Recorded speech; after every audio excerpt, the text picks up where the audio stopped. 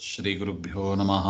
कान्ताय कल्याणगुणैकधाम्ने नवद्युनाथप्रतिमप्रभाय नारायणायाखिलकारणाय श्रीप्राणनाथाय नमस्करोमि।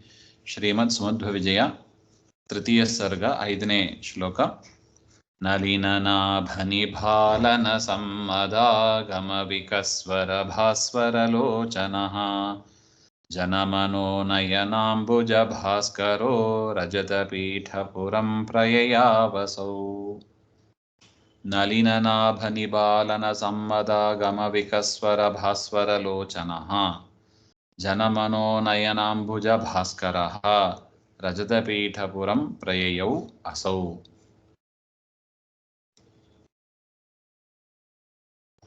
ನಲಿನಂ ನಾಭೌ ಅಂದರೆ ನಾಭಿಯಲ್ಲಿ ಪದ್ಮವನ್ನು ಉಳ್ಳವ ಯಾರು? ಪದ್ಮನಾಭ ಪರಮಾತ್ಮ ಅಂತ ಅರ್ಥ. ನಲಿನ ನಾಭ ನಿಭಾಲನ ಅಂದರೆ ದರ್ಶನ, ಆ ಪರಮಾತ್ಮನ ದರ್ಶನಕ್ಕಾಗಿ ಅಂತ ಅರ್ಥ. ಸಮ್ಮದ ಸಂತೋಷದಿಂದ, ತಸ್ಯ ಆಗಮ ಪ್ರಾಪ್ತಿ ಅಲ್ಲಿಂದ ಅಂದರೆ ಹಿಂದೆ ಹೇಳಿದರು ಆಚಾರ್ಯರು, ವಾಸುದೇವ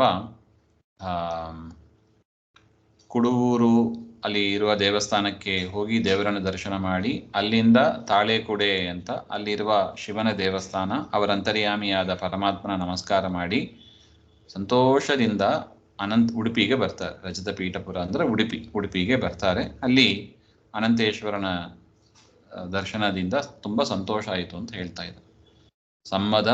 ಸಮ್ಮದ ಸಂತೋಷ, ತಸ್ಯ ಆಗಮಃ ಪ್ರಾಪ್ತಿ ತೇನ ವಿಕಸ್ವರೇ ವಿಕಾಸಂ ಪ್ರಾಪ್ತೆ ಭಾಸ್ವರ ಲೋಚನೆ ಯಸ್ಯ. ಯಾರ ಕಣ್ಣುಗಳು ಆ ಪರಮಾತ್ಮನ ನೋಡಿದ್ದಿಂದ ಚೆನ್ನಾಗಿ ಅರಳಿತು ಅಂತ ಹೇಳ್ತಾರೆ ಆಚಾರ್ಯರ. ಆ ವಾಸುದೇವ ಯಾವಾಗ ಅನಂತೇಶ್ವರನನ್ನು ಕಂಡನೋ ಆಗ ಆ ವಾಸುದೇವನ ಕಣ್ಣೆಲ್ಲ ಚೆನ್ನಾಗಿ ಅರಳಿತು ಅಂತ ಹೇಳ್ತಾರೆ ಆ ಸಂತೋಷದಿಂದ. ಅಷ್ಟು ಮಾತ್ರ ಅಲ್ಲ, ಆಚಾರ್ಯರ ಕಣ್ಣು ಅರಳಿತು, ಮನಸ್ಸು ಸಂತೋಷವಾಯಿತು ದೇವರನ್ನ ಕಂಡಾಗ. ಅಲ್ಲಿದ್ದ ಜನರ ಮನಸ್ಸು ಮತ್ತು ಕಣ್ಣುಗಳು ಆಚಾರ್ಯರನ್ನು ನೋಡಿ ಅರಳಿತು ಅಂತ ಹೇಳ್ತಾ ಇದ್ದಾರೆ. ಜನಾನಾಂ ಮನಾಂಸಿ ನಯನಾನಿ ಚ ಜನೋ ಮನೋ ನಯನಾನಿ ತಾನಿ ಅಂಬುಜಾನೀವ ತೇಷಾಂ ಭಾಸ್ಕರ.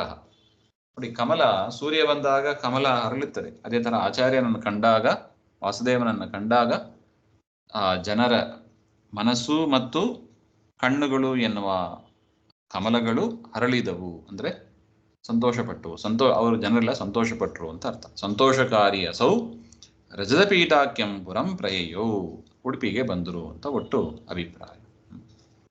ನಲಿನನಾಭನಿಭಾಲನ ಸಮ್ಮದಾಗಮ ವಿಕಸ್ವರ ಭಾಸ್ವರ ಲೋಚನಃ ಜನಮನೋ ನಯನಾಂಬುಜ ಭಾಸ್ಕರೋ ರಜತಪೀಠಪುರಂ ಪ್ರಯಯಾವಸೌ.